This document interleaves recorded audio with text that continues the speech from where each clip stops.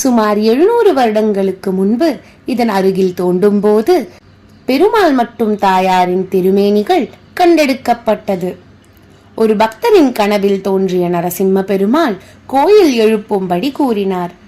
திருப்பதியில் அருள் பாலிக்கும் ஸ்ரீ வெங்கடேஸ்வர பெருமாள் போலும் மற்றும் ஸ்ரீ நரசிம்ம பெருமாள் கனவில் காட்சியளித்ததால் இப்பெருமாளுக்கு ஸ்ரீ பிரசன்ன வெங்கட நரசிம்ம பெருமாள் என்ற பெயர் வந்தது.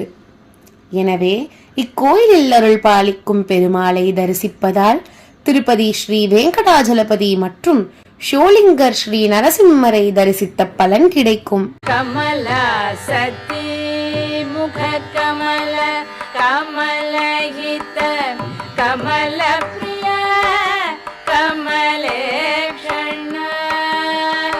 கோயிலில் நுழைந்தவுடன் பலிபீடம், கொடிமரம் மற்றும் கருடாழ்வார் சன்னதி உள்ளது.